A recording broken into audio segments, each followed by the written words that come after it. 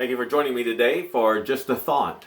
We're going to end this week in comparing ourselves to dogs, that we are the unwanted that is now wanted. We've probably gone at some point in time to the pound, and we've seen that older dog who has been discarded, if you will. Maybe because of bad habits and so on. And the family just couldn't tolerate the misbehaving dog. We talked about that earlier in the week. Maybe the dog's gotten into the trash and, it's strewn trash all over the kitchen floor.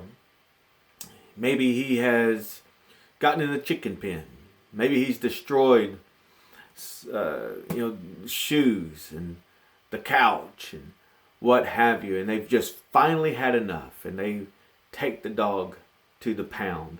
Or maybe it's a dog that was just, as a puppy was dropped off and it's a stray and it was taken to the pound. Maybe someone would come along and see some good in this dog and love it, take it home and care for it. In a lot of ways, that's who we are. We are the unwanted. We've misbehaved, we've sinned, we've disobeyed, yet God has still reached out to us.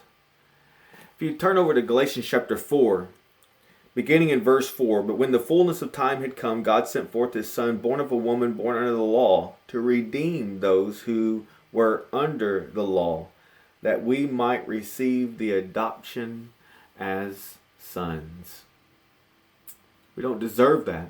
It is the grace of God. It's His love being poured out on us. Turn over to Hebrews chapter 2. In Hebrews chapter 2, beginning in verse 14. Hebrews 2 and verse 14. "Inasmuch then as the children have partaken of flesh and blood, He Himself likewise shared in the same, that through death He might destroy him who had power of death, that is the devil, and release those who through fear of death were all their lifetime subject to bondage." Gives me that idea of being caught in sin, and we don't even realize it. We don't even realize that we are trapped. We are imprisoned like that dog at the pound. We're not going to explore this idea, but Jesus gave His life. He died for this rebellious, unwanted, imprisoned dog. For you and me.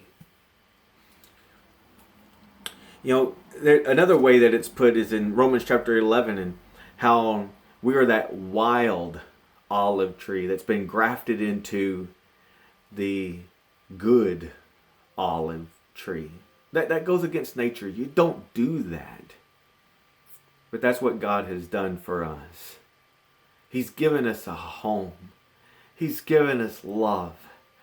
He's given us His Son, as we've already pointed out. He feeds us. He gives us the nourishment, the spiritual nourishment that we need. He gives us all things that pertains to life and godliness. Ephesians chapter 1, verse 3. Would we not give Him our all? Do we appreciate being bought back out of sin? The compassion He has shown to us to get us out of the pound, to bring us home and to care for us, to love us. This goes against